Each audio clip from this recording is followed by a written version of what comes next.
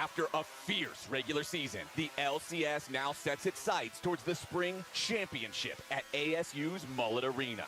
And you know the only thing hotter than a June weekend in Arizona? The LCS playoffs. You can have your expectations, you can have your predictions. Shopify Rebellion says we just kicked your ass. What's different about playoffs compared to regular season, the stakes are higher, the pressure's on, and the temperature rises. He's just going in solo, again, look at contracts.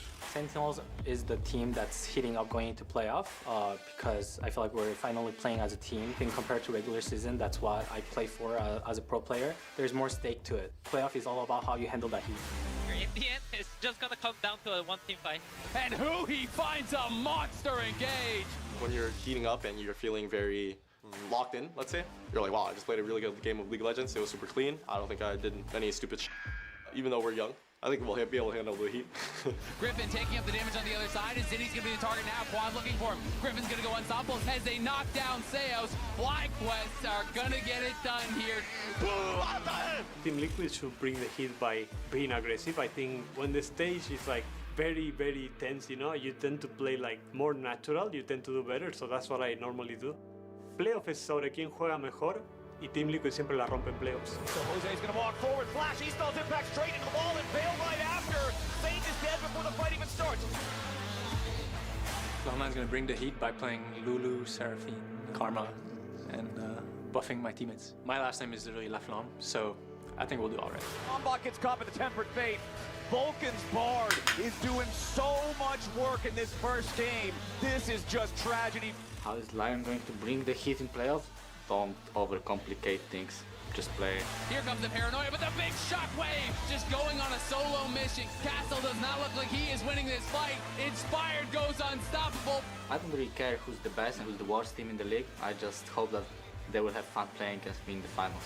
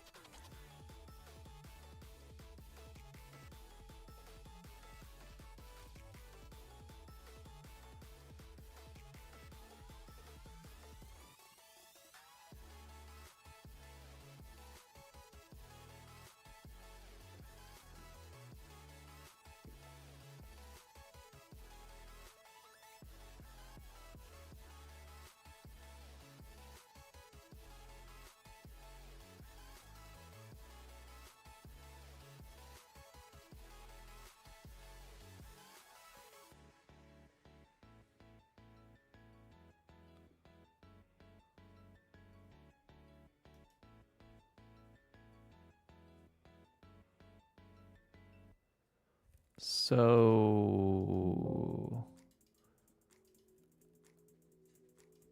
I don't know where Paul's at.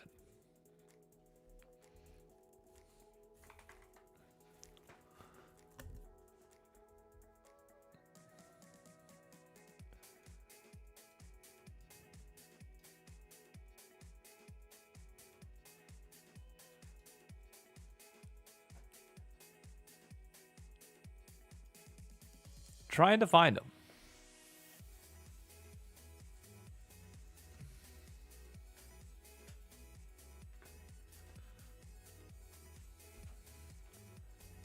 I'm gonna try texting him. See if that works.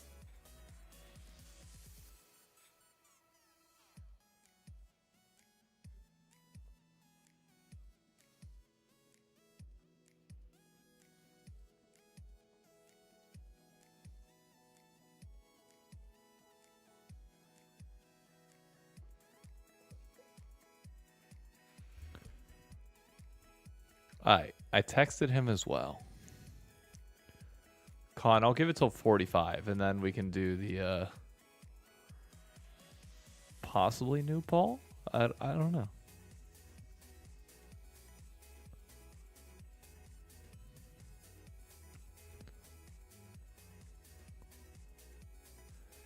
We are in fact waiting on Paul.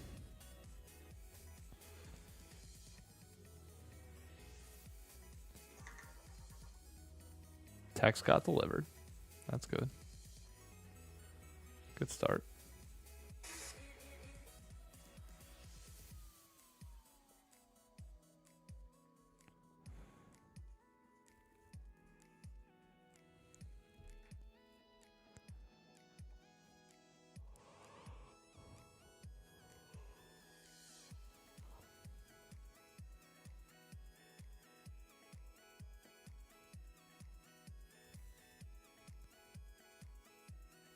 Paul remembers and shows up. Yeah, 4:45 we'll make the call and we'll go with it. Then I bring you in here until Paul shows up. Or maybe you stay the entire time. I don't know.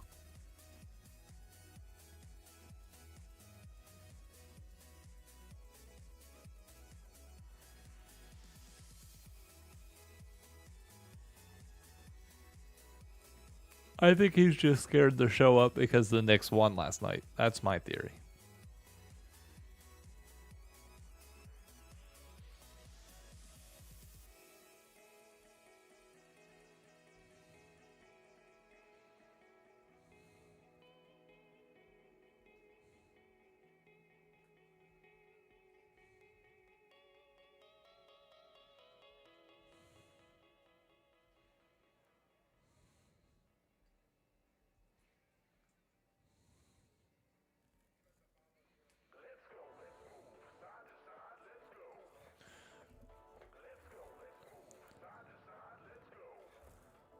High chance he fell asleep. If I had to guess.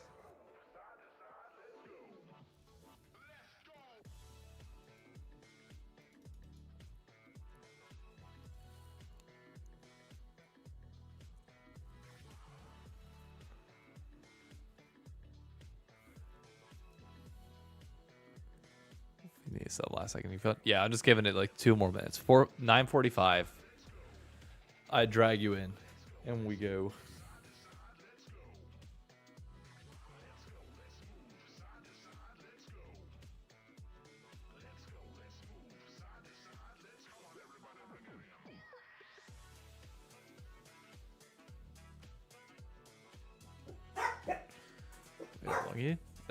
I think it's the right amount of time. And I'll pull up the thing on the side too, just to make sure all is good. I haven't got to turn on a nameplate though. Hello. Yeah, 9:30.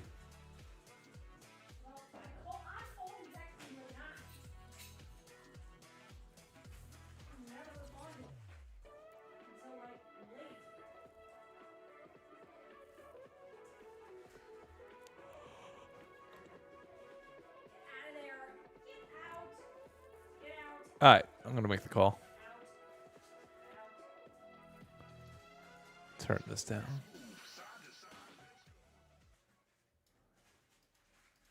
Special guest episode time. What up, what up? Oh, not that much, I guess. I guess I also need to put a text on the screen over Paul's name. Wrath of Khan. And then I'll put a background on it. And then it's impromptu, but it's on the screen. Your name's on there. It works. What's up, buddy? I could care less if my name's on there or not, or if it's Paul's and stuff. I'll do my best Paul impression, But Paul is able to respond to Shopify tweets. But does he? I don't know. I don't stalk their social media. I don't know. I don't think Paul does, because I think if Paul did, I think Paul would end up like me in the blocked phase. Possibly.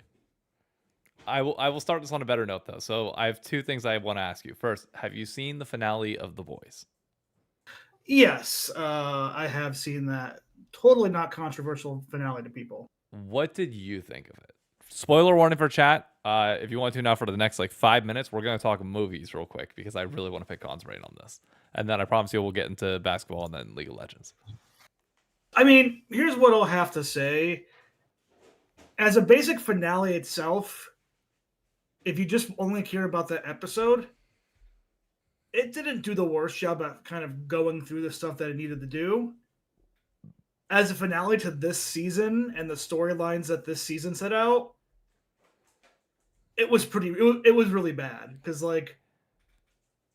most of the season was spent on a certain arc for Homelander and the general stuff, and this final episode was oh, none of that really mattered. Why did we spend 7 episodes on all of that type of stuff if we're just going to end up, killing them beforehand? Yeah. Yeah. My biggest gripe was I really enjoyed the Gen B cast. Personally, I really enjoyed them. Maria Moreau, I thought was a really good character. I just enjoyed the banter between all of them. To just have them fuck off to Canada, helping people get over the border when Marie has the most OP superpower set is crazy to me. That is. I get why. I get they want it to be the finale for The Boys and the OG cast, and it very much is apparently comic book accurate on how Homelander died, how Huey ends up, taking out Butcher, all of that. Sure, accurate to the comic books. I don't feel like it happened in a good sequential order. Well, this is kind of the issue I think The Boys had as a series in different ways, and not an issue is. Towards the middle and the end, the last 2 seasons, they felt like they were trying very hard to be comic book accurate. But the first 2 or 3 seasons of The Boys, there's some comic accurate stuff in there, but so much of it also was deviating from the comic and doing its own thing that the characters aren't the same as they are in the comics per se. They were written and fleshed out differently. I mean, so Homelander isn't just this very bland, straightforward, one-dimensional villain, as he might be more in the comics. But here, he has multiple layers and stuff, and I think I said in the Discord. I think for me, what hurts with The Boys and this type of finale is Homelander knew as a person for a long time that he can get away with what he wants, and nobody was really there to stop him.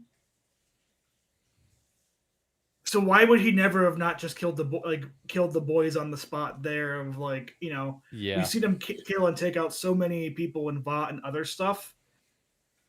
There's a lot of plot armor that felt like it went into it on that front. A little bit.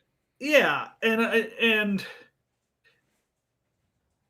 it just feels like if this story was a little bit more stretched out this season instead of the hard focus on V1 and all this extra stuff, Yeah. Also, the jump with Kimiko's character of her just yes, getting the power on her chest. all in one episode to them being the tool, which I get, like they were prepping it in the last episode, but like it still felt rushed.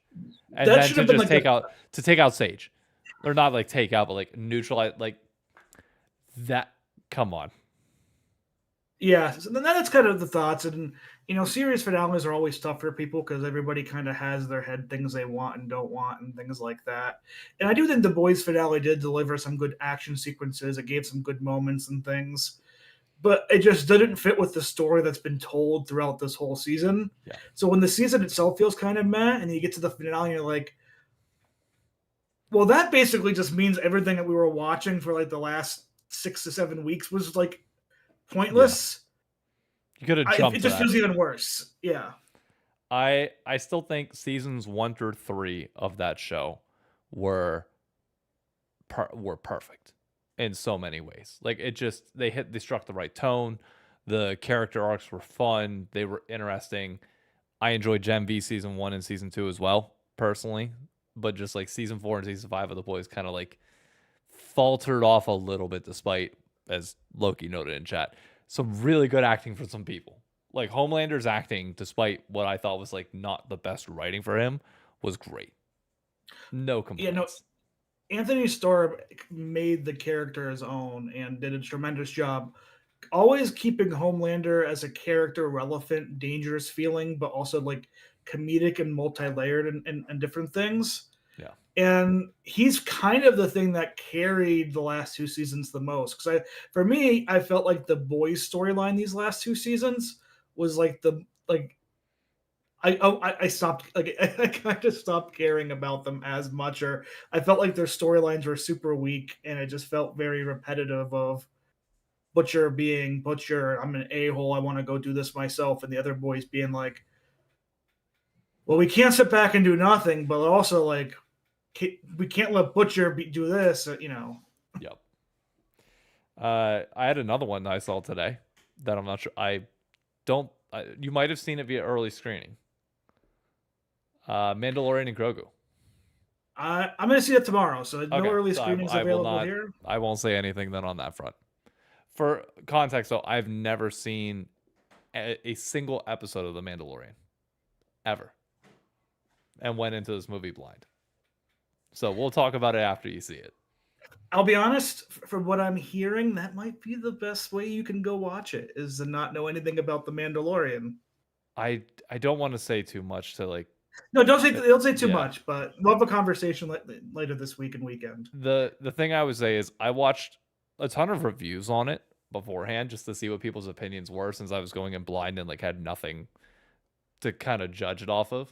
And everything that people kind of say in reviews that I've seen, or at least the people that I personally value their opinion on movies, has been pretty spot on for the result of this. However, I go into it with fresh eyes, so some of the things that will annoy people did not for me.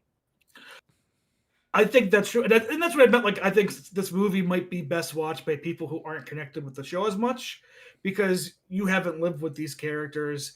You haven't, they're fresh in your eyes. They're brand new. You're not, things where if you're somebody who's watched, 3 seasons when they were 6-episode seasons, so 18 episodes plus a couple episodes in Boba Fett of them, like you're going to have different feelings about the story and the characters and what your expectations are. So I'm looking forward to that.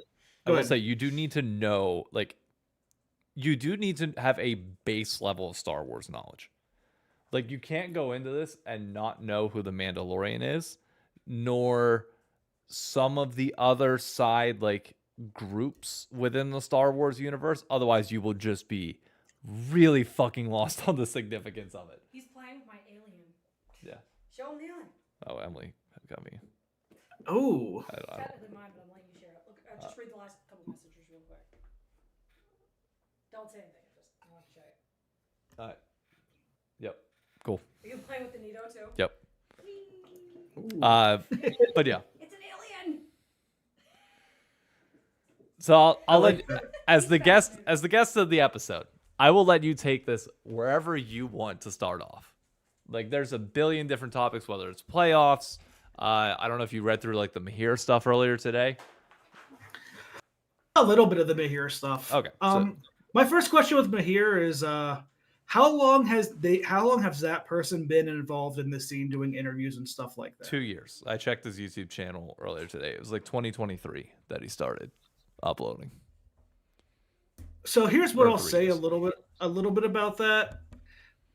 That's kind of about the point, I think, when somebody's starting a hobby or a passion project, where they may hit a point to be like, that's when it becomes more of like a bigger commitment type thing, and it can start feeling a little bit less fun. I think, as somebody who's done my own YouTube channel with movie reviews or things like Big Brother updates and stuff like that, that 2 year point is when you start being like, could I be like just enjoying life in different places if not putting all this effort this way? Yeah. And go ahead. I just wanted to give some context for people that might not know.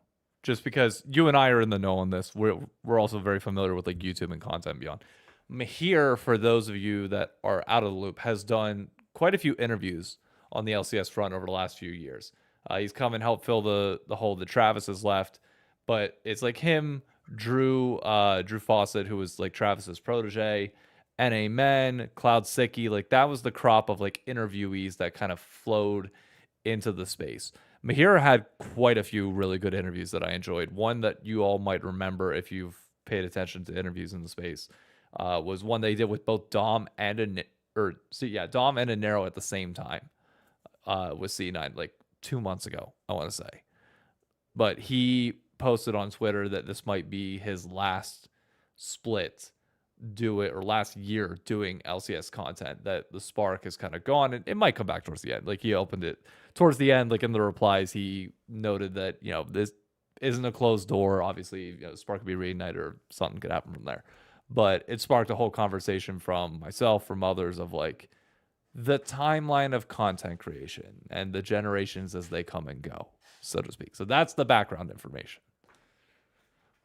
Yeah, no, and I think, because I mean, I'm not sure how many what their viewership is like for Mahir. I don't know if this is something that they're getting a decent repeatable level of income, that it feels like you're getting also something extra out of it, or if this is just pure passion. And things that are pure passion for free, you can have it, but if you put a lot of time into something like that, when you hit that 2-3 year mark, I don't even know if it matters what it is. You kind of get that like, man, like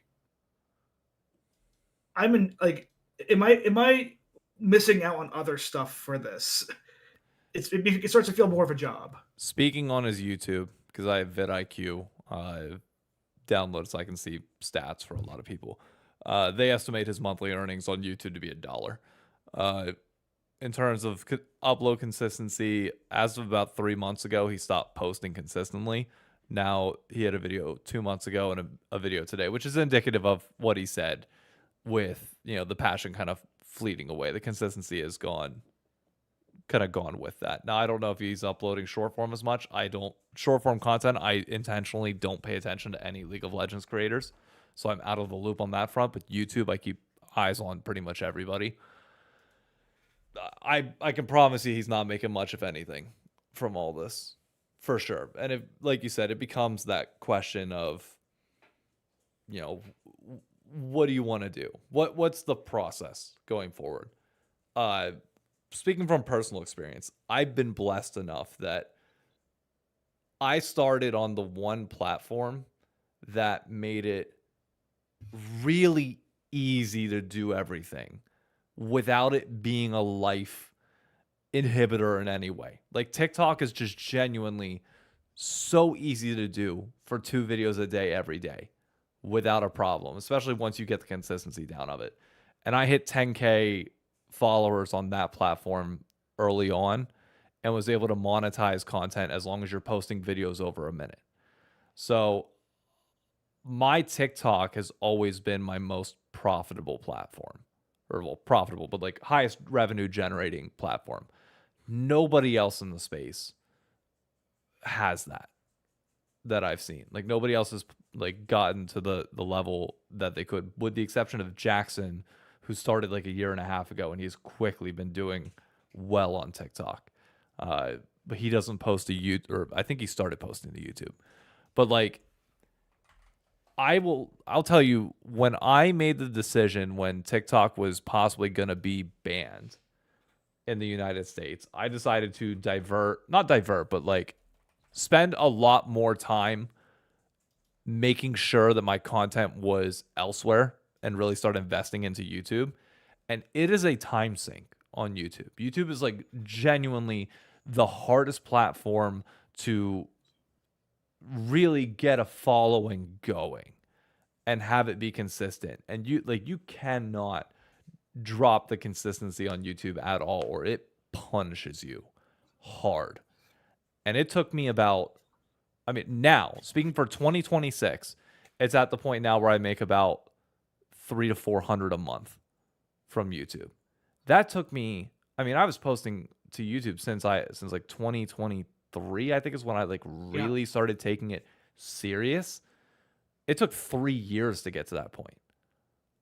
Like in TikTok, I've been making it fluctuates heavily, but TikTok I've been making about 600 average a month over the last like 3 years.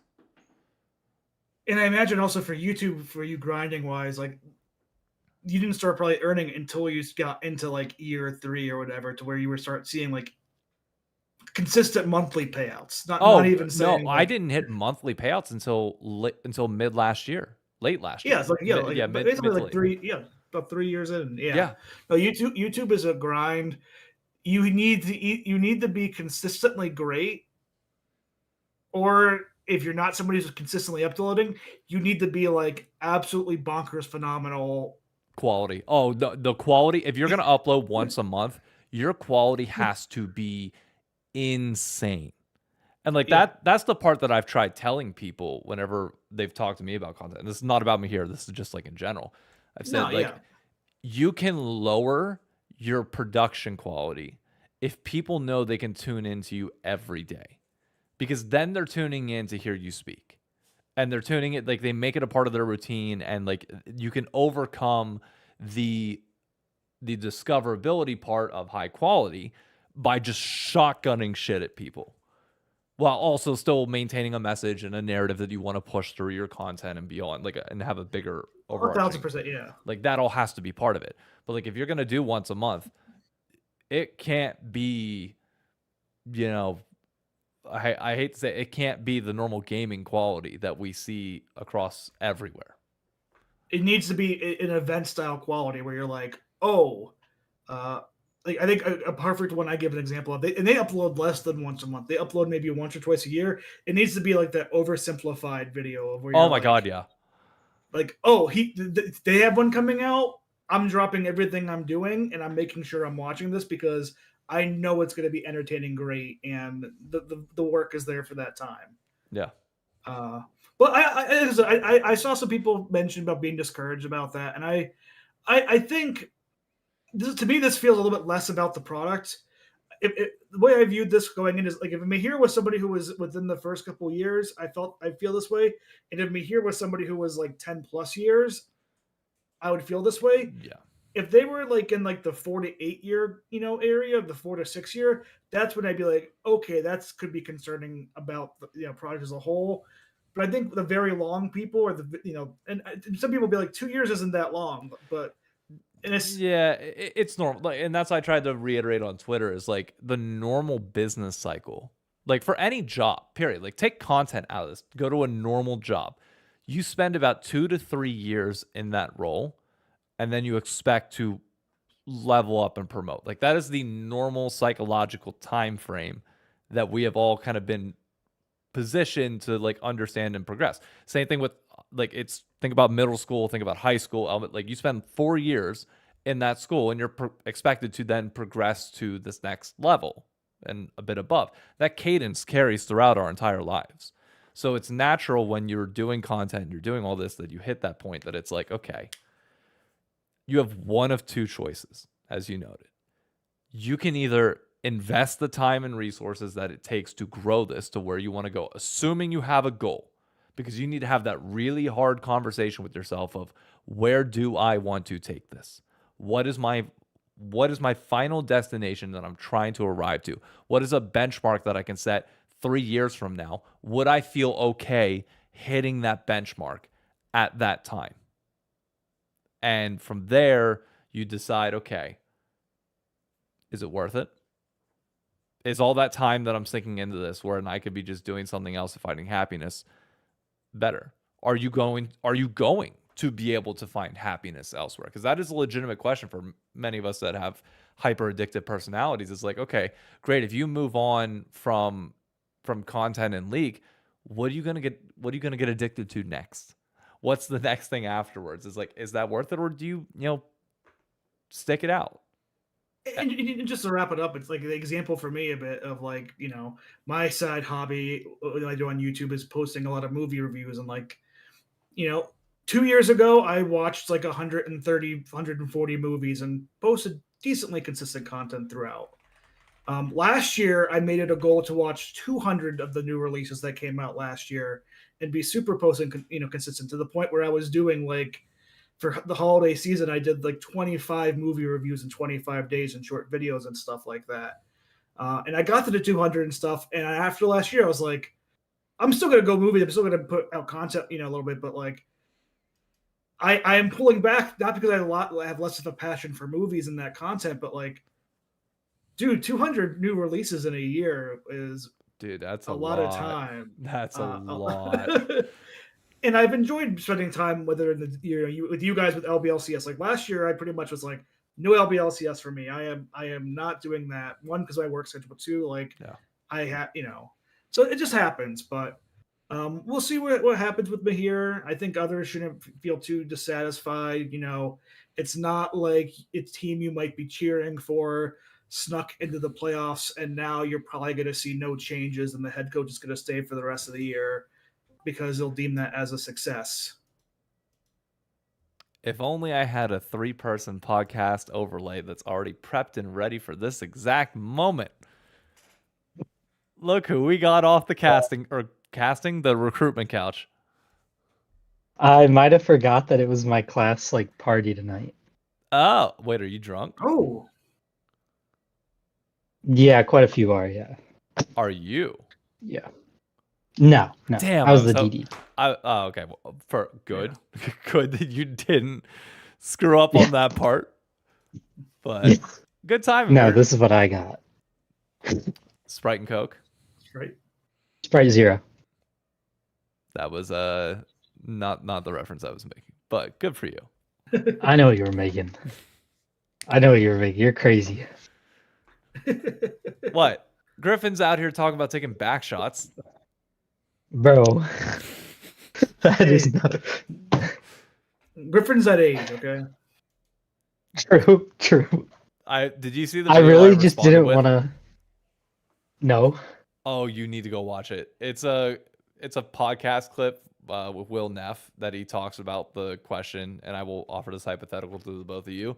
If you got paid $100,000 per back shot you took, how many would you take? 100,000? 100,000 per back shot. There's only one right answer. Can I pick the guy? No, you have no say. So it could be anything. It could be anything, but 100,000 per back shot. No, can you describe just exactly what the back shot is, just so we understand? To completion. So like the shot, it's not like a shot glass on somebody's back. It's like the alcohol is on the person's back. No, it is. It is. You are getting to completion. Oh, it's not just per stroke. It's the whole way. My understanding is the whole way. Per stroke is crazy. That doesn't have that's too easy of an answer, I think. Enough consequences, you think? Yeah. Oh, I thought back shot was something we're talking about something else. No, probably... back shot's getting it. Okay, I thought the back shot was like a belly shot. Just no, back shot is. Yeah, no, we're in. Back shot is. I see. Oh, probably. You're nothing. the pretty boy in jail type of back shot. Bingo. It's not a good day to be you. For me, 100,000 is not worth that. The right answer. Yeah, if I gotta go that long, no. The right answer is unlimited. I'll keep working. $100,000, bro. I'm getting rich. I don't think I can do it. I'm getting rich. If they're, I'm fucking. If it's All the way, no way. Bezos will have nothing on me at all. Mm. I will buy. I will buy the world. If I train for that situation, I might feel that way. But without any training and stuff, I don't think my body is set up to be successful that way. I would say go watch that video. It's a hilarious edit on that question, and I tied it into Griffin, which made it pretty funny. But yeah, no, my job's chilling. I'll keep working. They don't gotta worry about me quitting. You at least you have playoffs to watch this weekend. That's good. That is true. I'm surrounded by 2 Shopify fans. Well, I take that back. You guys aren't even playing this weekend. You play next weekend. Because, losers bracket, you crept in with a 2-5 record. Congratulations. Good for you guys. That's how 8-team leagues work. It's like Cloud9 making it out of group stage back in 2021 with a 2-4 record. All right. Doesn't matter how you get it done. Doesn't matter how you get it done. You got it done. They still brag about it. Oh, they'll say it's the best accomplishment NA's had in the 2020s. I mean, here's the thing. I think this speaks more to how poor of a situation DSG might be having right now, and starting the question of like, what do they do? DSG? Yeah. Oh, you gotta replace support immediately. But if you have to start replacing support and people, do you like if you're toast? How many years in a row are you going to be like midway through the year? Be like, man, if I want to keep this spot, I need to go out and like retool and spend extra money on my roster just to keep the spot. And when is he going to be the point where he's like, I'm just going to ride with this, and if we stay in, we stay in, and if we don't, then I think he's at that point. Personally, if I had to guess, he's enough years into this that unless there's a promise that League 2 is going to bring something spectacular for them, or like a change in the model, or so be it, I find it hard to believe that he's going to keep going through this cycle, because you're just going to keep getting picked off. How long until Ido gets picked up? Say, you guys make a change going into probably next year now that you made playoffs. But say you guys make a change and you need a replacement for Revan. Ido's the first in line. No? He's the first person any org's going to reach out to now and contact about it. I have somebody I would contact before Ido. Who? Spooks. Oh, okay. Yeah, fair. Since assistant head coach. Still keeping on to, their guy over there, and Spooks for some reason just can't get a head coaching job in this league despite taking Golden Guardians to MSI and LCS finals as a head coach. But we'll see. I think Ido's not a bad choice there too. I think also I could see them just keeping DeMonte and doing that promotion from within. I do agree with Archie saying 8-team leagues are so clownish. Anytime 75% of your league is making playoffs, it's just the joke of a system. It sucks. It has for years. I don't know what you do. Do you make it 5 then? No, you can't really make a 4-team bracket. You go to 10 teams in the league. That's the only answer. You can't do 4-team playoff. That sucks. We don't really got the money for 10. I mean, in a world where people would be happy with, say, single elimination, or if people want a double elimination, imagine if you had 5 teams, but 4 or 5 is a play-in best of 5. And it would have been between FlyQuest and Sentinels this split. And that's we play so few games though. They played 7 series to get to this point. That's it. I personally, if you're going to drop it down to 5, 5 teams that make playoffs, fine. You have to have double round robin. You can't do that on single. I think the thing that makes it stomachable that you have 6 out of 8 teams in and teams don't cause a bigger ruckus is because you're playing so few games in the regular season that more people getting in makes sense. It's more or less just seeding.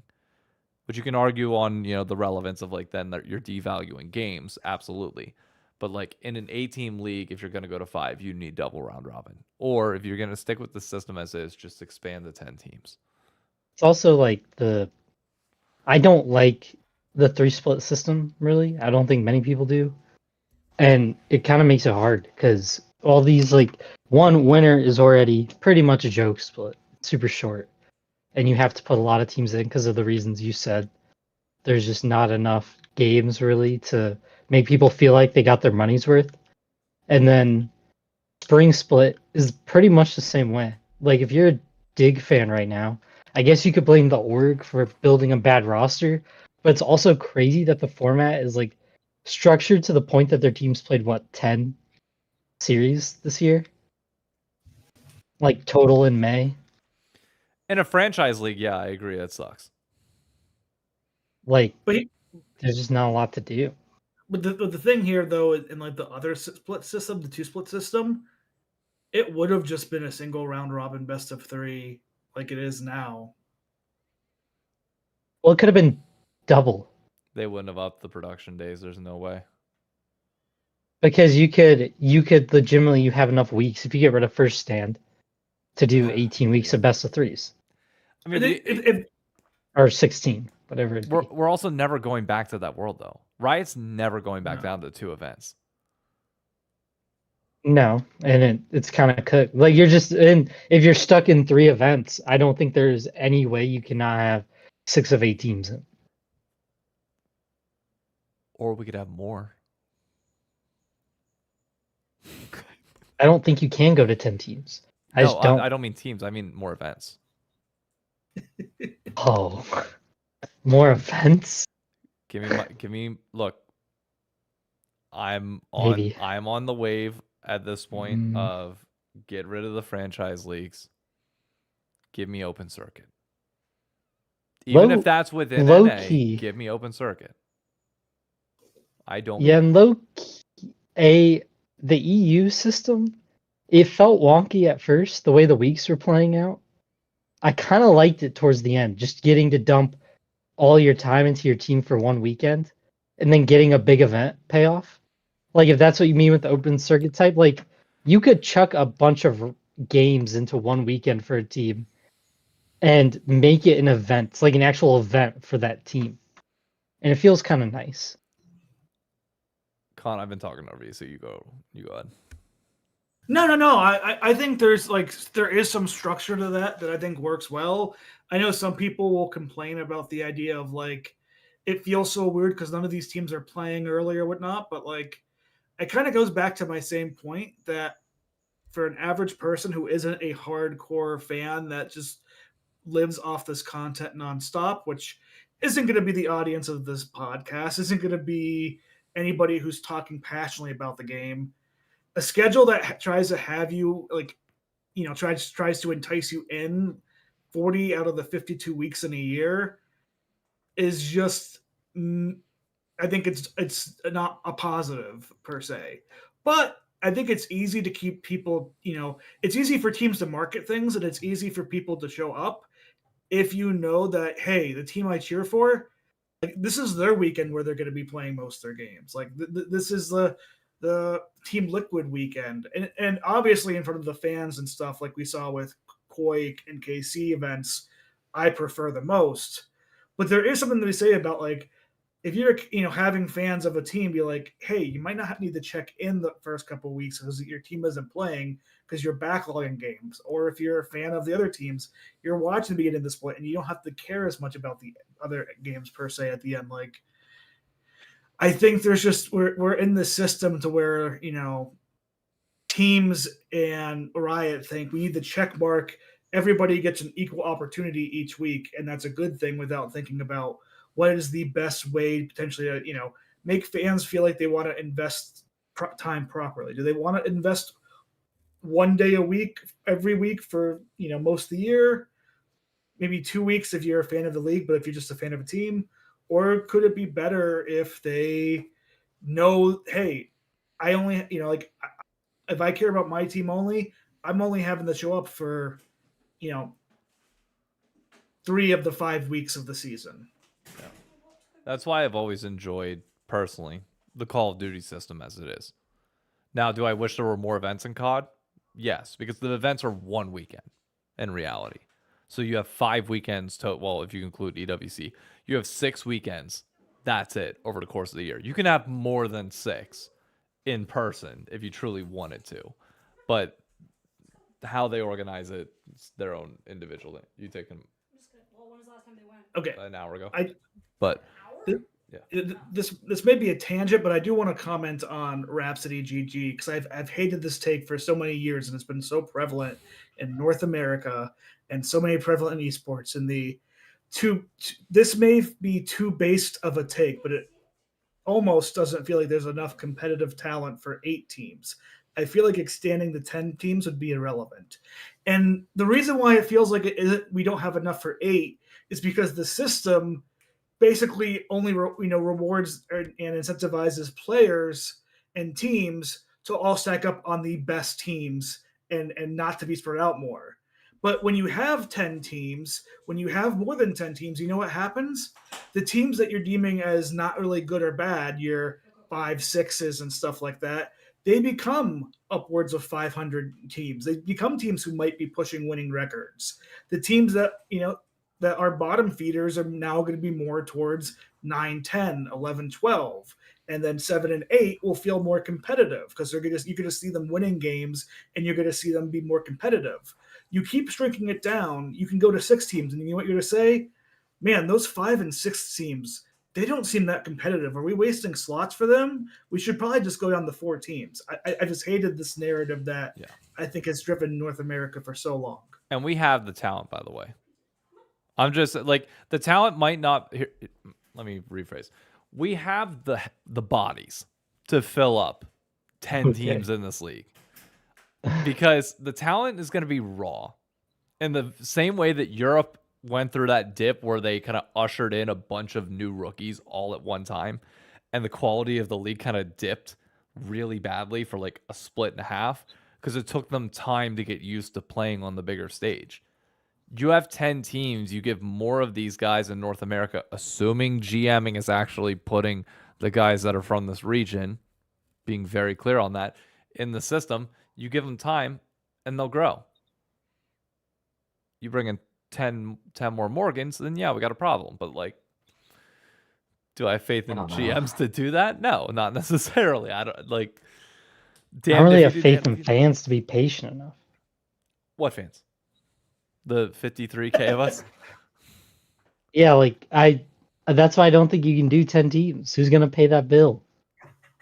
No, that's right. But that's why I think like if you go to a full open system, like and just pay like if it's fully open, screw the stipends, screw any. I mean, you can do that with partner teams if you want and give them higher seating in these brackets.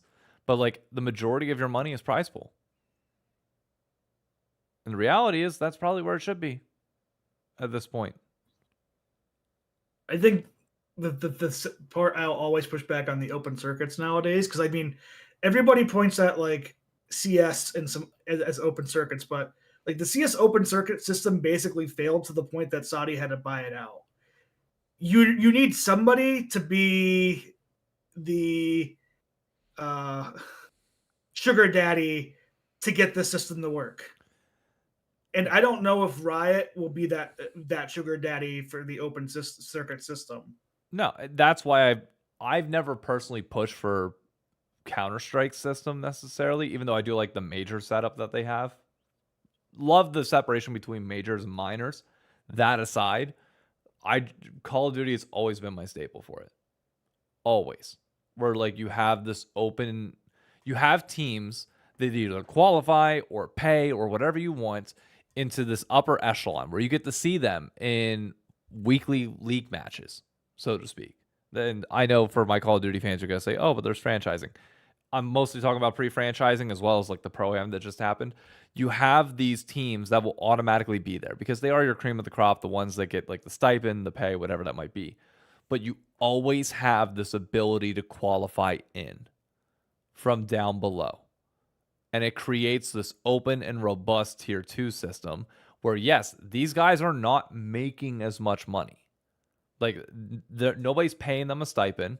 The orgs that are signing them are realistically signing them because it's good content, it's good publicity, they can sell ads on it. Like these guys are making what they are giving back to the org in terms of publicity. But then they can also qualify and make a name for themselves and possibly earn a way onto the top teams. And like these feeder teams are allowed to be that. But if you're a feeder team that has like good enough players, or like you understand how to recruit the right 5 people that come in and get the job done, you can earn your way up there.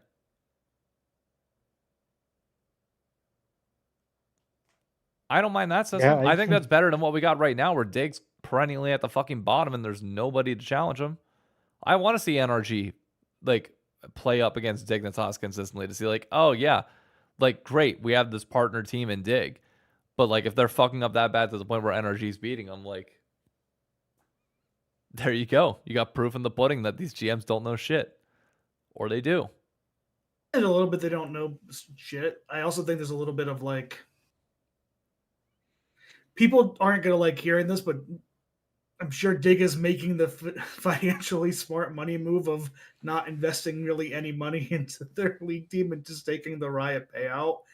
And it's not fun. It feels anti-competitive. But I think what I'd be interested to see is if you go to open circuit system like that, how many of the orgs immediately drop out that are currently in the franchise systems? I mean, if you give them partner status like VCT is doing, why would they drop out? They could still do exactly what they're doing now. I mean, but you're stating they're moving the money around to where you're not really paying the franchise. You're still paying them, but you're paying them less, and understandably so when we have 53,000 average viewers.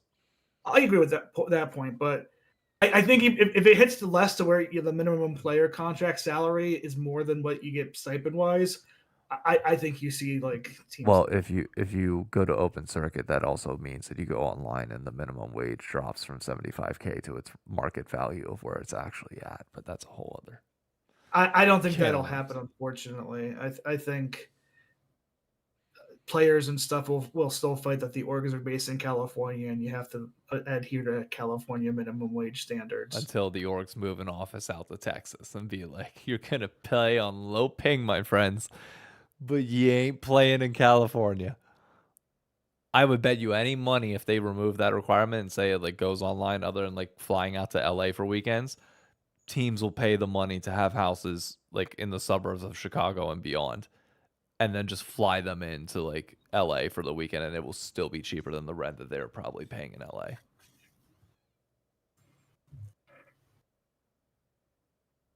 I could see that. I mean, I don't see a world that Riot wants to keep paying this bill, because at this point it's not worth any, like, there's really no value to what it adds that's more than you just letting the creator tourneys run at this point.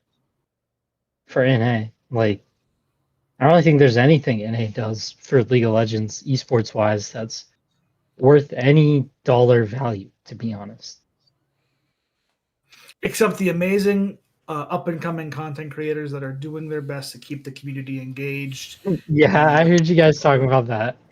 But it's like, I don't. Yeah, I mean, at this point, like, I think they get it as much as everybody else does. Like, the response from NA people to watch foreign leagues is pretty good, and they might as well let it happen in their eyes. Because I mean, the reality is, everybody started watching the LCK. Yeah, they did. Like, the numbers. I mean, it fits America. Yeah, that's why I think like a circuit would do well on that front of like trying to take the LCK and like have it be that premier product. Send it global. I mean, Americans oftentimes can be a little bandwagony. They like dynasties pretty heavy, and they don't like struggling. Not many American sports fans like watching crappy teams. It's just how it is. Unless they provide direct benefit to your city, to be very clear. Yeah, and even then, though, like, the numbers outside of like dynasty, like crazy dynasty teams like the Cowboys aren't crazy for everybody else's losing team. Other than, let's be real, NFL. NFL is like a king, but NFL does this thing. But everywhere else, I mean, it's a lot harder. And I don't think for League there is any path from this current spot where they could magically go to cities and start spending money and building any connection from this point. So in Riot's eyes, it's like, okay, they only like dynasties. Well, if everybody wants to watch dynasties and they're all watching LCK and the rest are going over to watch Europe, like, because that's on at a decent time, why don't we just funnel them into there and let them watch G2 and T1 and move on? Or Chovy. And a lot of these people don't pick teams anyways. They pick a couple players. Like, there are people who have like 5 teams. One thing I will say, that could hamper David's plan a little bit, is I fully see Korean teams and the Korean system basically giving a middle finger to the global circuit system people would push, and they would just stay in Korea and do their stuff. Then why does T1 want to do homestands here in the United States?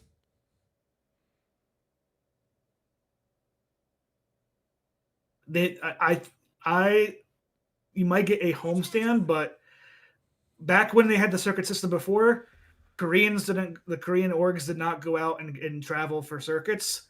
They had their own circuit, which they invited other regions to participate in with Champions League, with the LCK champion stuff, but they weren't going out and trying to participate in a bunch of different circuits. They may go to one every now and then, but a like gigantic traveling circuit league, they were happy. They knew that the eyeballs were on them, which means they had all the power.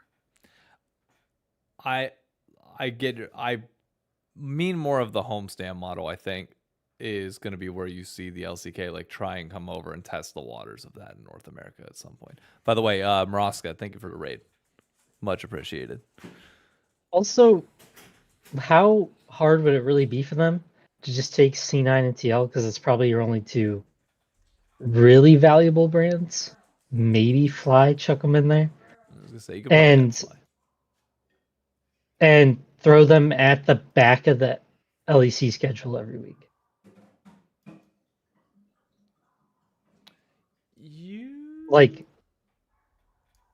Now, do I think Riot could remember / has the ability to remember that they need to schedule them for the back of that schedule every week? Maybe not, because they seem to forget really easy things all the time at Worlds and other events where they could put regions at good times. No, not fully. But I think it would, like, to them, it would be way more reasonable to make C9TL and, like, Fly or whoever else wants to move go to EU and just have them play at the end of the day more often than not. I mean, I agree with you. Like, overarching big goal, I'd say, like, global circuit. Is that going to happen? Probably not. Yeah. Shoehorning us over into Europe, given that we have some players over there already, feels like the natural progression. Like, when I talk a lot about like what rises from the ashes, that to me sounds like the most realistic thing to happen is you consolidate the West. And let me rephrase. You consolidate North America and Europe, because CBLOL fans will be on my ass if I try and suggest consolidating them into anything else at this point. But no, I agree with it. I mean, I remember back in the day before I knew who David Shynock was or who Paul Green was, back in the Hotline League day, I talked about when it was the EU LCS and the NA LCS, that they should treat it like it was one giant league, treat it like there were 2 different conferences, like you have in NBA with Western Conference and Eastern Conference, and NFL, AFC, NFC, and schedule maybe once or twice a year a crossover where you send half the teams go to Europe, half the teams go to North America, and you have like a crossover weekend. And then the playoff system's just like there, where you have your at the end you have your NALCS champion, you have your EU LCS champion, and then you just have an LCS championship every year between the 2 regions and build them that way. And all I got told about is that's so expensive to be flying people out like that, and isn't that just a waste of time? And I really just wish in the beginning that they had built these two regions closer together, because that's where the main rivalry was for so many years, was between EU and NA fans per se. It was natural. It was there. Worlds was at one point the showcase for it because there was less Chinese and Korean teams involved, so it felt like an easier pecking ground. But as we went into the 4 LPL, 4 LCK style system, and with MSI being now 2 LPL and 2 LCK, is it still 2 or is it 3 for this MSI? For one of them or not? 2. It's still 2. Still the same. You kind of lost the EU versus NA punching rivalry. Now everybody wants it back, and I do agree. I think that's where we're going to go. That's where we should have went instead of the Americas. If we were going to consolidate, we should have consolidated EU and NA together into one super conference. And I honestly, I know you said let's say you took 6 teams. Let's say you don't take Shopify or let's say you don't take DSG and Dig, and you take Shopify, you take the 6 playoff teams, and you make 2 8-team conferences in Europe per se. I think that could be a West and East if teams want to be based in different ways. I think that would be a huge success. And they already have the road trip model down. It would not be an issue to have a road trip weekend in North America, at least twice a split. Which then, I mean, hell, that's more events than we get right now. That'd be crazy. You do, if you want to cater to LA, fine, but do one in New York, one in LA every, 4 seems kind of ambitious, but I feel like we could still do it regardless. I don't know. I agree with that. The only thing I'm trying to think of is Europe is also really gung ho right now on getting some form of promotion relegation back. Mm-hmm. And I'm not sure how us sending more teams, us sending shitter teams over there that would in theory be partnered. I don't know if that's going to go over as well. I don't think Europe will really get their way there. I think it costs too much money for Riot. I think Europe would complain, but the minute their teams start beating the North American teams, the ego and the amazing jolt of energy of shit talking NA fans will outride any of their complaining about getting new teams instead of promotions. They'll be we can go back on Reddit every weekend and just shit on some NA team fan base again and call them shit and be like, haha, G2 won MSI, lol, lol, lol, lol, quickest best of 5. What you could also do on top of that is you throw, instead of 6 teams coming over from North America, you do 4. You take 4, you make it 14, and then you take 2 slots and have that America, the NACL, our top 2 finishing teams, go into EMEA Masters, which then feeds up into promotion relegation for those 2 spots if you truly want them. Yeah, even if you do a 2 conference system of 8 and 8, you can always just say the bottom 2 teams in each conference has to fight for promotion relegation per se or not. I don't know, and maybe you can find ways around it, but what are you guys thinking about this playoff weekend? Did C9 make the same mistake they made last year in picking a team that looked decent against them a week ago? They did beat them, so it's not as bad as picking an undefeated Shopify instead of the team they just 2-0'd this week pretty conventionally. Well, I'll let you go. I don't know. I feel like eventually C9 has to break this curse, and then I just don't feel like teams are playing well enough to stop them right now. I think somebody will level up to beat them in the split. C9 has I think Lion will, yeah. I just mean I think they go to MSI. Oh, no. Okay, so I've got my money on them going to MSI as well. I think I personally have them going through the upper bracket to make it to finals and getting there.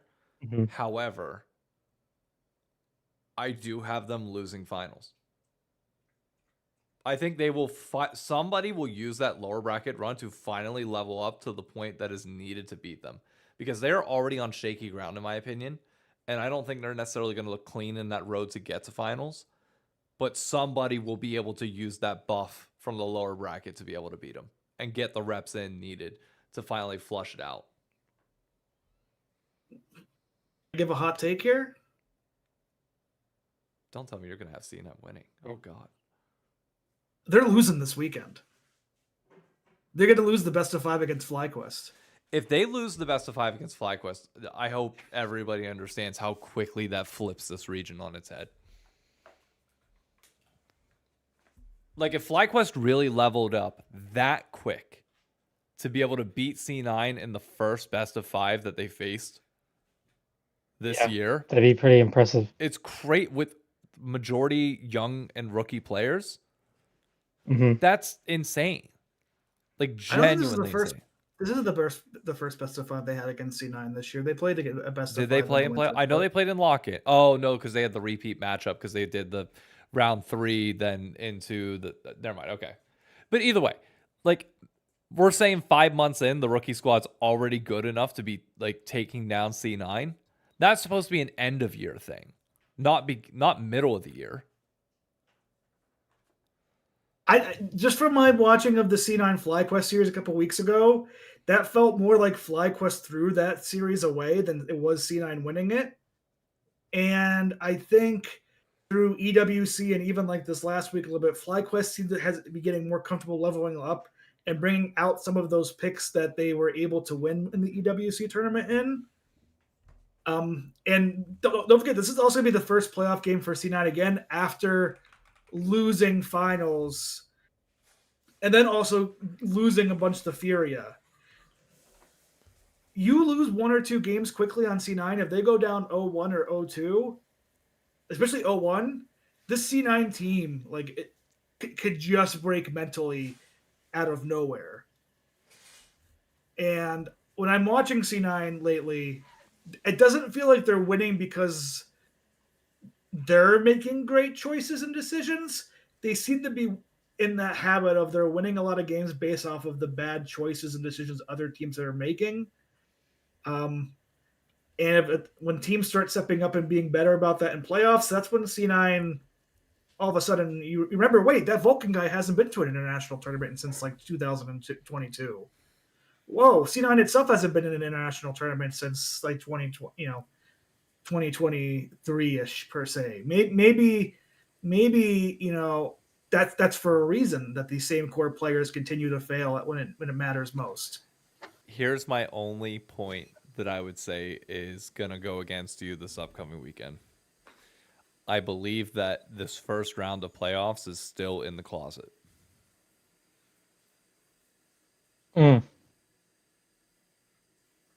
That's tough. It didn't help C9 when they were online for EWC. Yeah, the way the teams play in EWC versus this is drastically different. They, for whatever stupid reason, they did not take EWC seriously, and that's a whole other fucking can of worms to deal with. Look, I'll be honest, I want FlyQuest to win this weekend, and can I see a pathway where they do? Yeah, I can. I just don't think it's yet. I think C9 early on should be fine. It's just going to be as everybody figures out the playoff patch and adapts from there that's going to be a problem. For chat, no, it is just this weekend. I checked the website. Tickets are available starting next weekend for like the LA studio outside of finals. So it looks like it's just this weekend that is in the closet.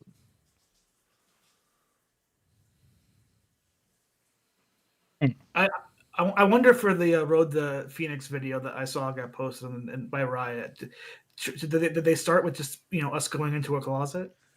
No, but they did ask the question of why. Like they asked each individual player on a team, why are you guys heating up going into playoffs or something like that? And Flowers delivers a line like 10 seconds in. We decided to go to Arizona in June. And I was like, oh, you're bantering on yourself on that. I appreciate it, but at the same time, it's like, fine.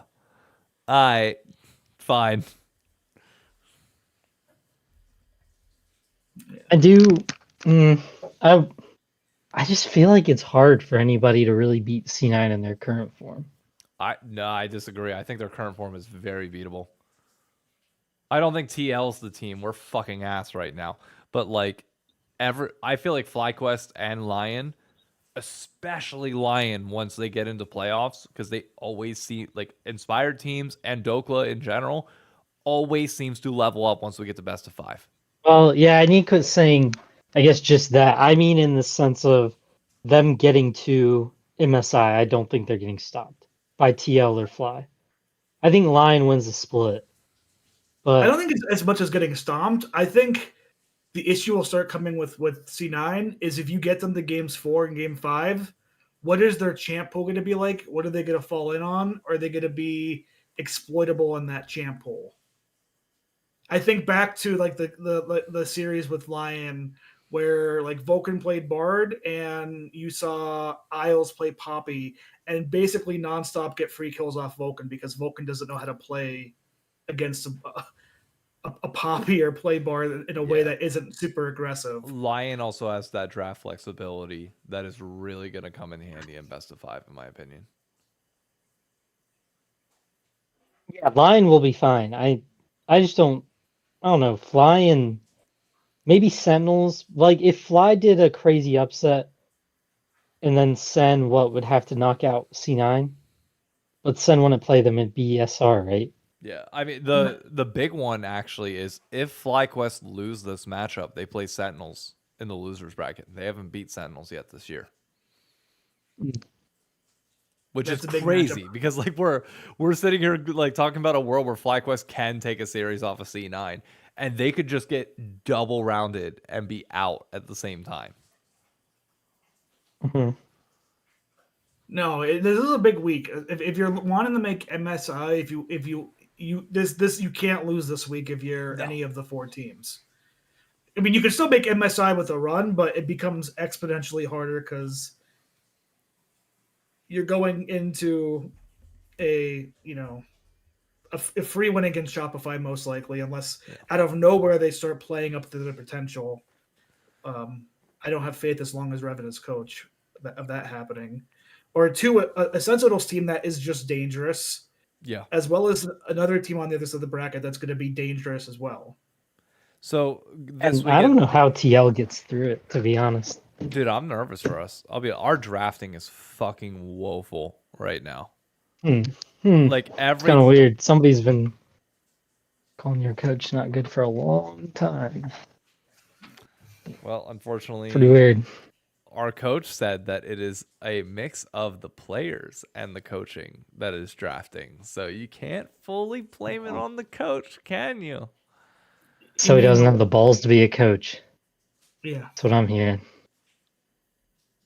Grow you nutsack, bro, and go tell him how to play the game. Yeah.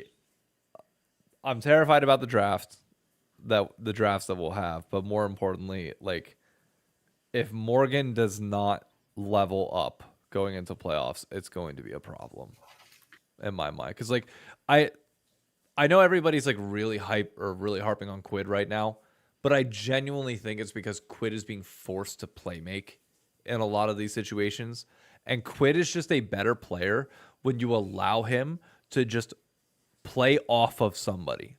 Like he did that with River. Like Quid at his peak was just alley-ooping the dunks that River was lobbing up to him. Or River was alley-ooping for, you get the metaphor. You get the point.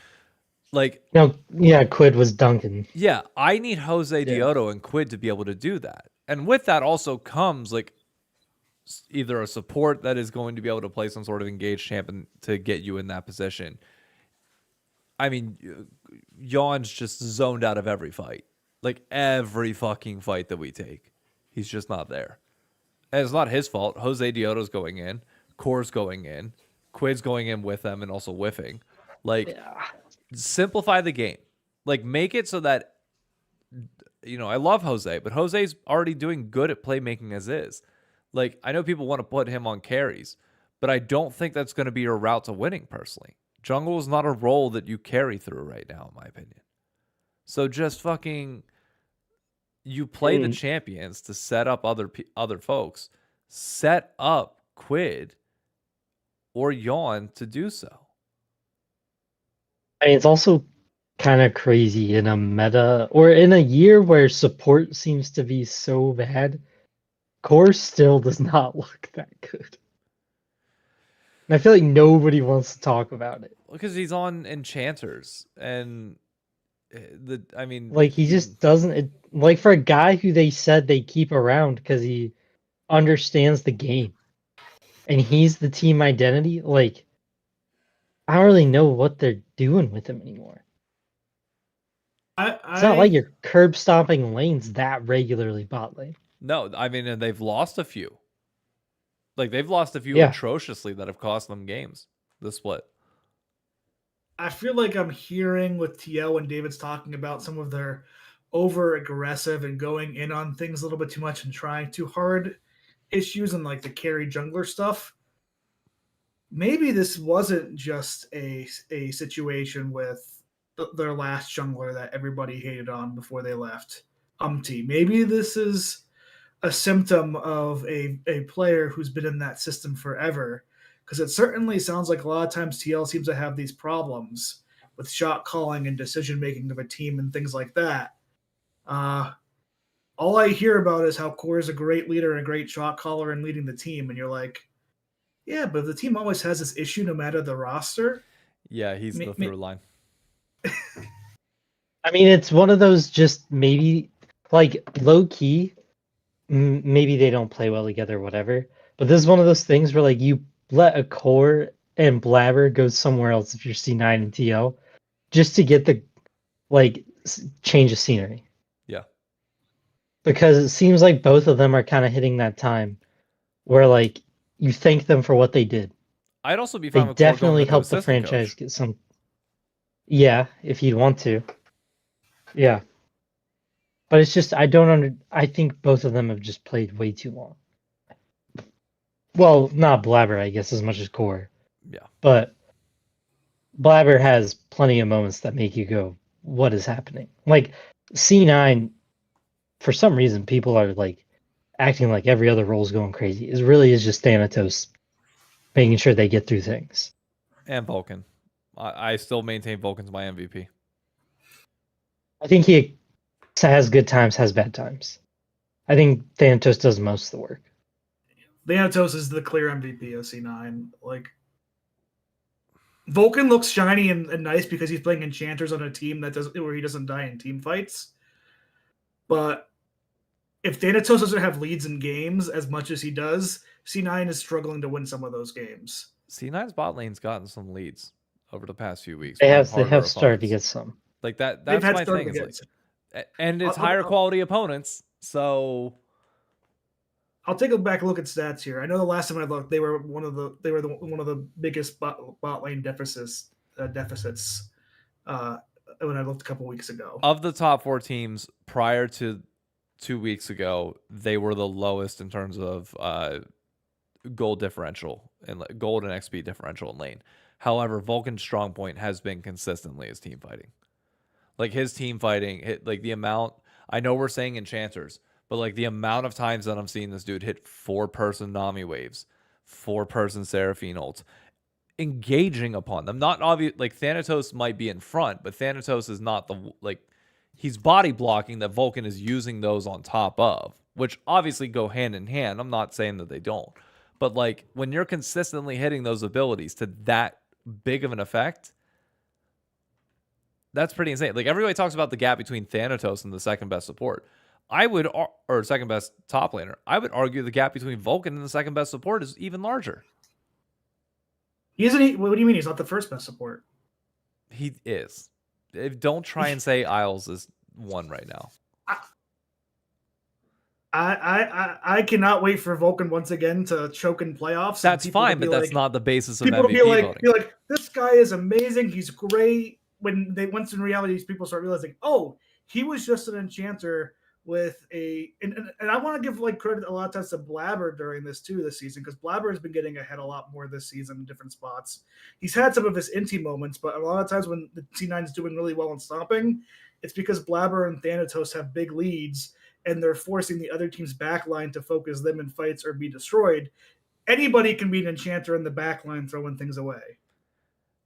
I think that's oversimplified. Dan, has Thanatos won MVP yet? No. No. Why is he getting the LeBron treatment this early? Like, is dude just winning too many lanes too hard for people to No, he's not give winning him credit? He is not winning summit lanes like that. Hang on. I'm pulling up games of LoL. I'll pull up the stats right now to see. Bro, what do you mean? He's doing crazy things and actually transitioning it to team fights. Hang on. Like, I feel like people are trying so hard to diminish Thanatos to give it to Vulcan. It's kind of like crazy to me. They just see 0 deaths, so they like explode. But it's also just weird because it's not like I just don't see what they're seeing. Like, Vulcan's just doing like what supports do right now, and it's not like support is being played that well in the league at all. So And I'm not saying top lane pool, I guess, is crazy either. This is interesting. So gold difference at 15. Thanatos is number 1 in the league right now with 406 average gold lead at 15 minutes. The second closest is Castle, and Gakkos is behind him at 298, 196. However, XP differential at 15, Gakkos is actually ahead. And then Like a crazy amount or something? Not about 100. So not insignificant. It's XP. But gold is like the real. I mean, what that suggests to me, and looking at kill participation, because I think that's also an interesting kill participation. Thanos is 50%. Damage percentage. Thanatos is fairly low, actually only lower than Gakkos is only lower than Gakkos with Morgan and Fudge. Never mind. I mean, Castle throws off this whole top lane thing by a wide margin because Castle's stats through 2 series are fucking crazy. But he also played shit teams. KDA, not that KDA matters all that much, but KDA, Gakkos is ahead of Thanatos. Like, people are sleeping on how good of a split Gakkos has had, I will say. And that's why, in my mind, the difference between Thanatos and Gakkos is not as big as the difference, in my opinion, between Vulcan and Isles. But here's the thing. Thanatos, in almost every series he's been playing in, regardless of these tops that have these big differences, has been taking those top laners who are carry methods for these other teams and shutting them down. And stopping them from being what is the carry method those teams have been and those rocks are having. Yeah, I would argue Gakkos had a great laner? series. The FlyQuest series that you're talking, or the FlyQuest C9 series that you just previously referenced, that FlyQuest quote should have won. Gakkos played incredibly well in that series. Yes, Gakkos, you are right there. Did play very well in that series. But then I look at series like against Fudge. I look at series against your top laner. I look at Morgan, series against Stokla. Sure. I mean, what stats does Vulcan have that's so crazy? It's that's the thing. I'm trying to look up support stats, and like KDA is like the one that you tend to gravitate towards. Vulcan's got a 10.3 KDA. The second closest is Isles with a 6. Mm-hmm. Like, it's a 4 differential there. Gold per minute, Vulcan's higher. Who cares? Gold. What about like KP? I guess kill participation. Who he is 82%, which makes sense. Who he is roaming all the time. Cryogen and Core are both above, and then Vulcan at 79%. Isles drops down to 77%. So Vulcan has a couple like 4th place stats too. Yeah, but like this is why I say support. Well, no, but like I made the same case for Thanatos. That Thanatos could be like the reason why Thanatos could be down in XP differentials because he's roaming for team fights. Mm-hmm. And the same thing is here. We know for a fact that Huhi and Core JJ, who are above him, love to leave lane and go affect elsewhere. So naturally, your kill participation as a support is going to be higher than somebody who is in lane more often with Sven, and then going out and affecting team fights later. Like support is just not a role that you can like have really good stats on that actually measure how well they're doing. Here's what I would ask too: of like, what is Sven's like pre-15 stats? And I know people go like, "Well, Sven's not Vulcan," but like Vulcan is a part of that bot lane, and if Sven gets pushed out, or if they're getting, if C9's bot lane is mostly even, then like, especially when you're playing Enchantress supports, I do think that's a little bit less of a MVP level I see as from a support. Sure, Sven is very much middle of the pack in terms of because I do find it odd. Like nobody gives Isles. All they do is call Lion. Like Berserker has crazy numbers, and Isles has to help with that in some way. He does. I will give you that because Berserker's laning stats are ridiculous. They are gold per minute, XP per or XP differential. Masu has a higher XP differential for whatever reason. I think maybe they just get more kills that aren't necessarily first blood. Berserker's gold difference at 15 minutes is 600. 588 to be specific. And B-Boy is the closest to him at 286. Sven positive at 47. And that's B-Voy with a zombie bot laner named Seos that will just die in lane by themselves 4 or 5 times in a series. But this is where I say is the difference between them, okay? The DPM difference is crazy. So Berserker's DPM is only 787. He's the third lowest in the league. So what's happening is Berserker's winning lanes. Sven and Vulcan are winning team fights. Because Sven's damage per minute is only second to B-Boy at 906. Do you know how much more damage you have to be putting out to be able to get that? A lot. So that would just tell me that like C9's top side is better at kiting for their ADC. Could, or the ADCs are playing the fights well. And Vulcan is part of... and that's where, when we're talking about setting it up, this is where I'm telling you. Vulcan's hitting 4-man Seraphine ults, Nami waves, and all these but I also feel like you could also say that's because Thanatos eats so much pressure. Sure, but I could also make the argument of the reason why... where was I going to go? Do you really think Dokla's giving Berserker any space? Yes. Do we want like Thanatos is? Yes. Dokla in the last 2 weeks has done a lot. Yes. Dokla's done a lot. He's getting better. I wouldn't say he's building out space. I would say what I would say too is the higher DPM does lead to better team fights at the moment. I do agree with that. David has a point there. But it also tells me, would C9 be in these games if their top lane wasn't so far ahead early and having big impacts in games? He's not as far, but my point is that like compare that to. Hang on, I can he go was back. 200 gold ahead, the second guy. Let me look at 15. Yes.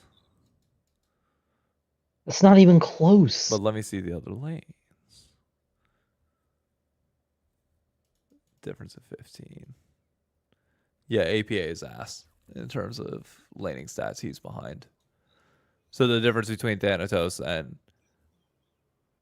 like APA going into fights pretty much build out is a lot easier if the top laner eats that much pressure.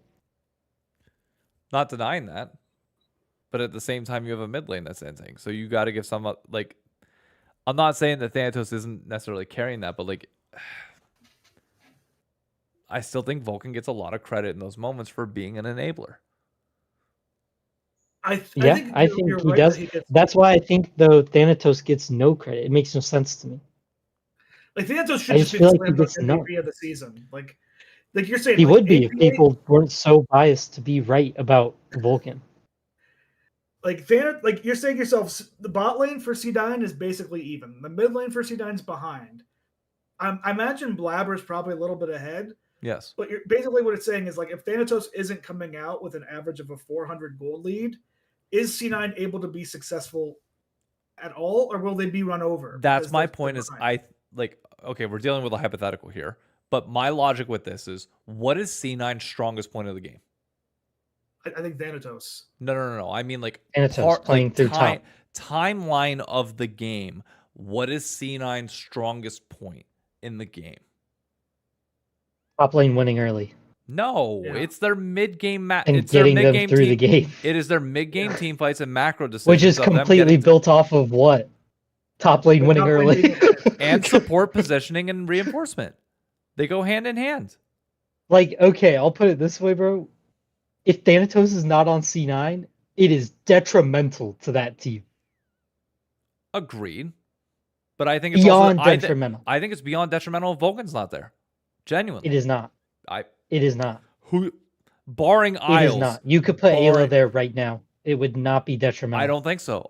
There have been many. You could put Isles there. No, I disagree. If they actually liked Isles, they just don't like him. I disagree. Lion just doesn't hate him, so he's doing fine over there.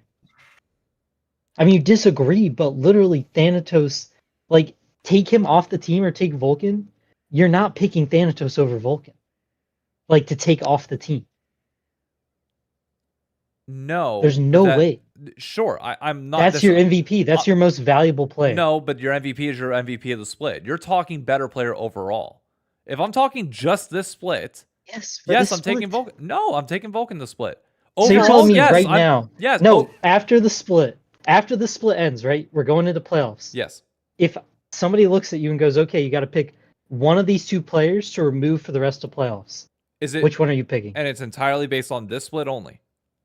Off of the data we just had from the split, yes. And you can't have this player for the rest of playoffs. I think C9. You're picking Thanatos? Yeah, I think C9 would do fine with any top laner that can frontline in a fight. What? Yeah. You're insane. You are insane. There's no way. I think the value that Vulcan's driving is crazy and being underappreciated, yeah. That's crazy. It's not underappreciated. Everybody's pushing for him to be MVP. In this conversation, it's being underappreciated.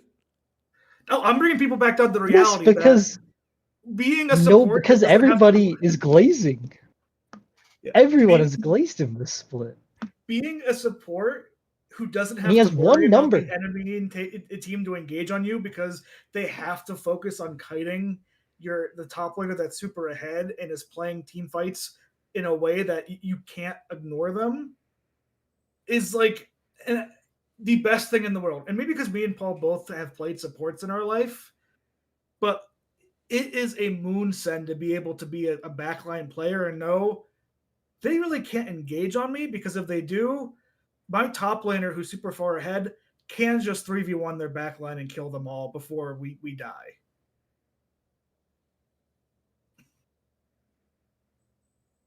I will reiterate that if this is a question beyond the split, I'm taking Thanatos without a question. To be very clear. This split, yes. This split after watching it. This split after watching it, and given that it's Enchanter meta right now, I would 100% take Vulcan.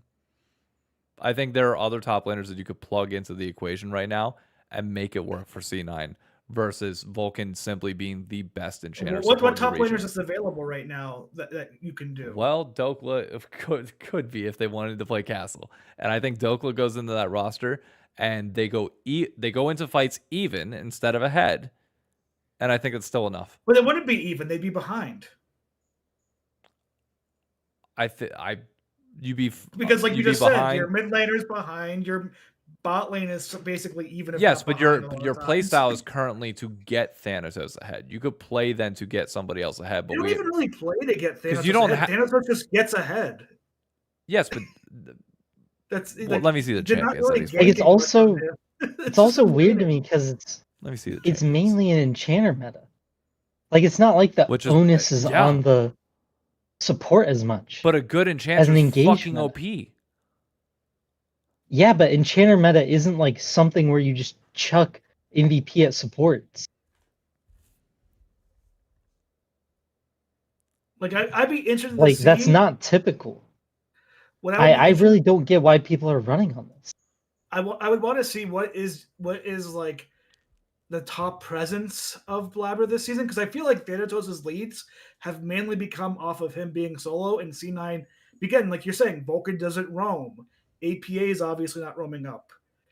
How much of their lead is built off of Thanatos just winning the lane by himself? Yeah, Which no, is it's even being allowed, like, expected to which do is, all the work. For context for champions that he's played, he's got 4 games played on Gnar, 100% win rate. 3 games on Renekton, 66% win rate. 2 games on Gwen, 2 games on Sion. I'm trying to see, the one thing I'm trying to see, I think I have to go to Oracle's Elixir, is counter pick differential. Because like that's something that changes if you have anybody but Thanatos. Because that was the point that I was trying to get to. Of like, if his counter pick like numbers are incredibly high, then yes, like regardless of whether you say you're playing to him or not, you are drafting around that if your counter pick ratio is high. Counter pick percentage.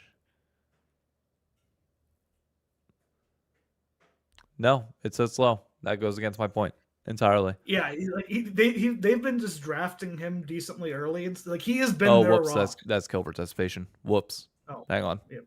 Hang on. Okay, no, it's high. Castle and Thanatos are Castle, Thanatos, and Photon are the 3 highest counter picks in the entire league. So regardless of whether you say that like they're investing a ton of resources or they're getting it on its own, they are picking around the idea that he's going to get counterpick. I would argue Gakgos having similar stats with only a 37% counterpick ratio is pretty fucking impressive. So you're telling me they counterpick a lot for Thanatos, right? Yes. So even his own team thinks that it's important to prioritize him in draft because of how important he is to the team. I'm not denying that. Nobody's denying that. I'm saying if you put the player, like I'm agreeing with you that he's doing the job that he's been put in the position to do, which is we are counterpicking for you. We are expecting you to get ahead, and you are. That's great. That doesn't take away from Vulcan doing that, but in my opinion, having more influence in important moments in these team fights. Yes, and I'm saying I just don't understand why people where this became the consensus, because I think Vulcan is getting MVP. Whether I agree or not, I think Jose might get it still. It seems like there's a lot of sentiment behind it, That'd even be though crazy to me. I don't think he should, unfortunately, but like if you're gonna give it to somebody not C9, it's gotta be Berserker. He's kind of crazy. Yeah. Like he's doing so much work on that team. The only reason I was hesitant on it is because even Jose played I know bad. his damage per minute. Jose played really bad, obviously, in some of the points of the C9 series, but even in the series that they lost against Lion, he was getting the better of Inspired consistently until the clutch smites at the end, which you could argue they lost. is like the biggest like point of contention. But I would argue Quid's missing abilities all the fucking time in their draft is second. I mean, that's getting too technical. Yes. Point is, Jose Dioto we're gonna minimize because of how the split ended, understandably so. But I think he gets it over Berserker personally, because Berserker, despite getting leads in lane, does have other really good pieces around him as well. That like, I'm not trying to minimize, because I'm not trying to dunk on the dude and saying this. I don't want to go down that rabbit hole. Never mind. I'm just gonna. Well, people can't be saying all that though. People were acting like Berserk or Lion had a complete moron at support and a degenerate top laner. Like, and now all of a sudden it's like, oh, Berserker has pieces. It's like, come on. I think the issue that I think Saint is my point. I think Saint has had a sleeper consistent. Yeah, but people are acting like he's just hard carrying the worst support of all time. Oh no, that's dumb. Isles is second best support in the league. Like, I also think too, like unfortunately for Berserker and anybody on Lion, there's always the Inspired text that is at the head of the media of people who are going to be voting and stuff, of like how much of Lion winning is because they're all just listening to Inspired and listen to what Inspired. The nice thing for Berserker is that the majority of the stats that would propel him to MVP are in lane, which doesn't technically have as much impact from the Inspired shot calling moments. But to your point, because we know that Inspired is single-handedly being the brain for this team and directing the pieces around, it automatically drops the stock of everybody else, no matter what. And this is not like a thing that like is hidden and we're guessing on it. They literally focus it on the voice comms every fucking time. Yeah. But we'll see. I mean, we have a fun weekend ahead. You're talking to me. I will argue against Vulcan any day of the year because, like, I watch this stuff. I'm like, and I saw it in like some of the games they were losing against like FlyQuest or people when he had his hunt like his nonstop KD like zero death thing. It's like, yeah. Once they lost the ability to have the front line just absorb all their stuff,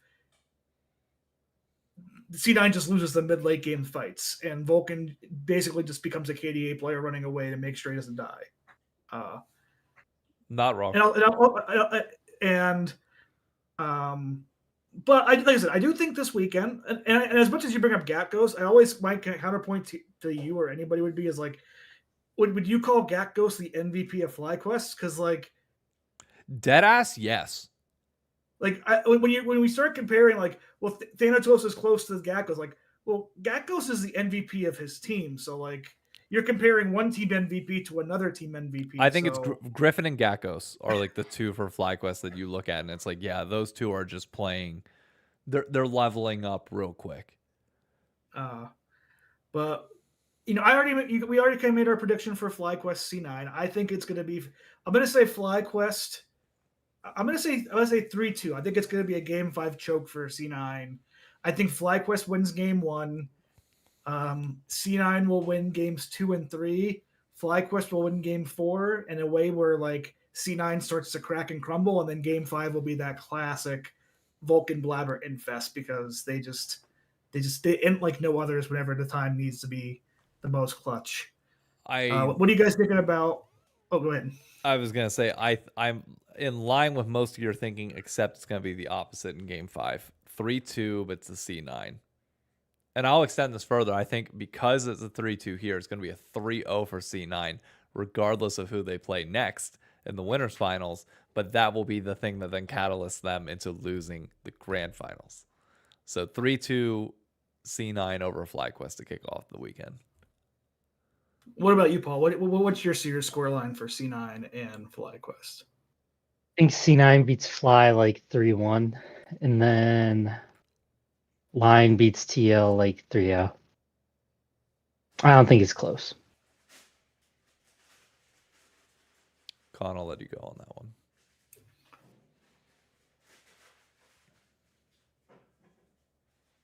I'm taking TL 3-1.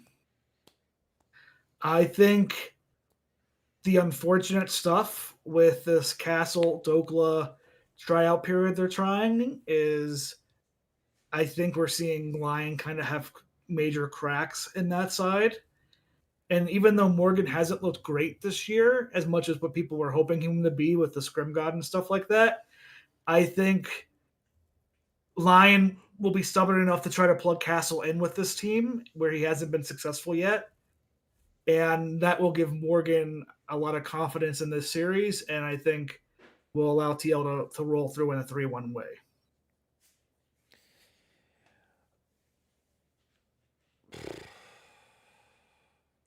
I'm obviously picking TL.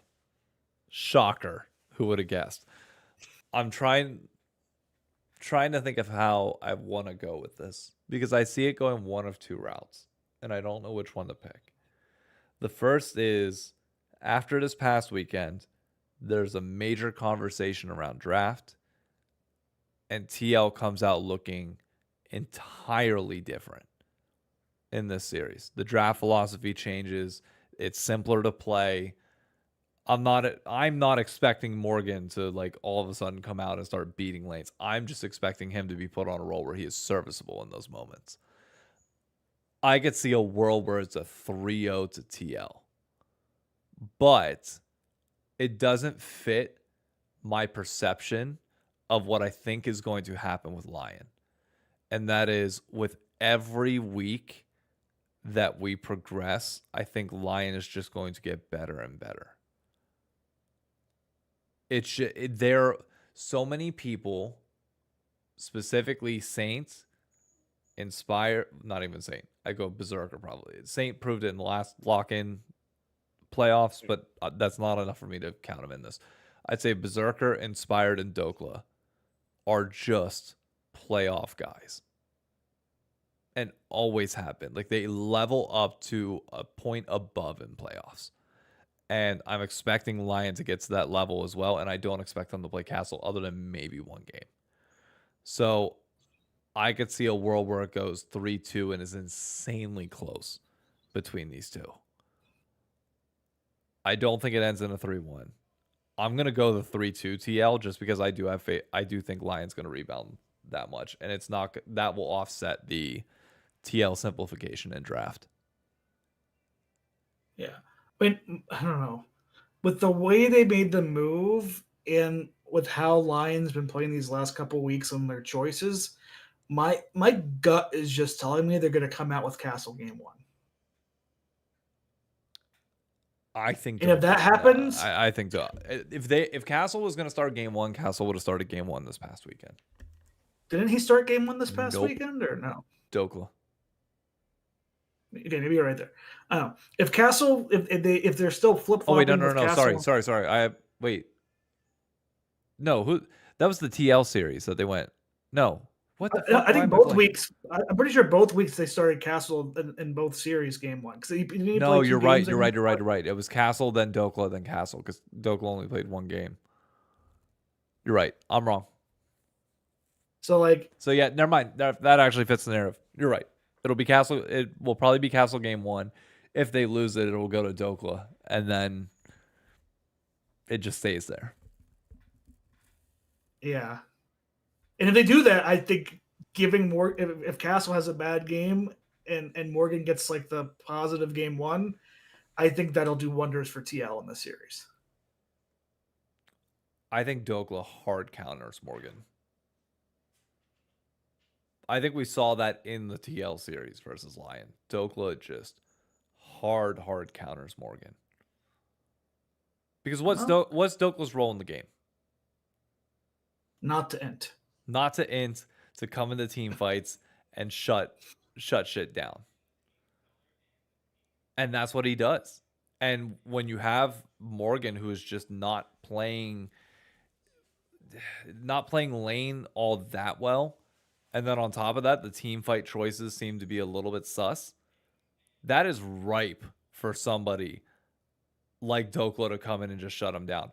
Weirdly enough, in playoffs, I'd have more confidence in Morgan over Thanatos than I would Dokla. Just because of stylistic matchup, I think one of Morgan or Thanatos could get hot and just carry that. But Dokla, I just see being a shutdown guy.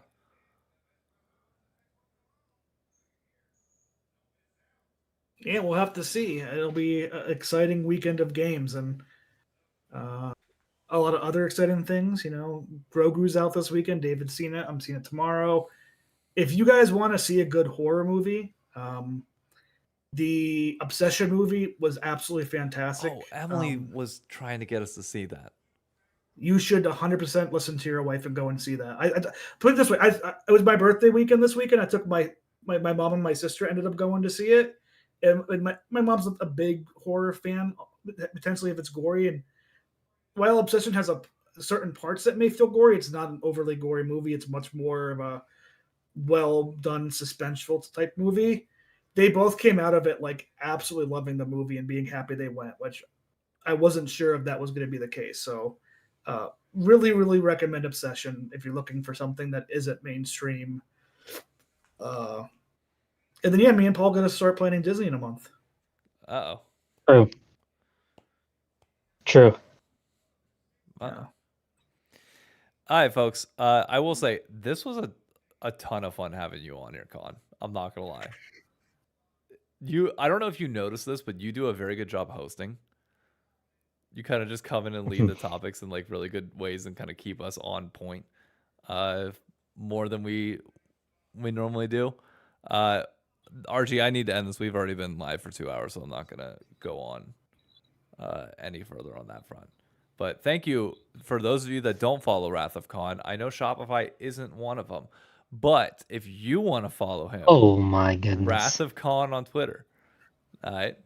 And I say that with love and respect, to be very clear. It's not a busted Khan. It's Conman81 on Twitter. I mean, if you want fun movie reviews and stuff like that, just my name, Josh Khan on YouTube. I comment on David's stuff here and there. But yeah, no, I think because my job has me as a leader manager person, and I am the head of a lot of meetings. I'm naturally good at quote unquote hosting and keeping the flow. But I can talk forever too. So you also gotta know when the. Oh, I know. I see you in the Discord. Trust me, I'm very well aware. Yeah. Paul and I will literally have conversations where we're gonna go, and then an hour later and we're still not leaving. No. Yep. Paul, any final words? I'm happy Shopify won, but I do want to be clear, and I didn't say this much, you still got to make changes, bro. No matter, unless we make worlds and we go crazy deep in it, you got to make changes. Don't get complacent just because we won one series, or two, my bad, to qualify. And Fudge got body by Surdy. Yeah, there's still room for improvement. So, unless they win the split or get second place, there's no reason why Revan should be a head coach still. Probably not. Probably not. I think that's safe to say. Is it safe? I feel like if I say it, I might get in trouble. What are they going to do? It should be safe to say. Yeah. They can't do much more. Yeah. At this point. All right, folks. That's going to be it for us. I will catch you all on probably Friday. I think I'll be streaming because I don't think I'm going out or doing anything this week. And then playoffs on both Saturday and Sunday. Because it is a holiday weekend, I do not have golf lessons on Sunday. So I will be here for the entire Team Liquid series on Sunday. Beyond that, that's pretty much it. Might have some stuff to share with y'all in a bit, but working on that. Sorry to vague post, but yeah.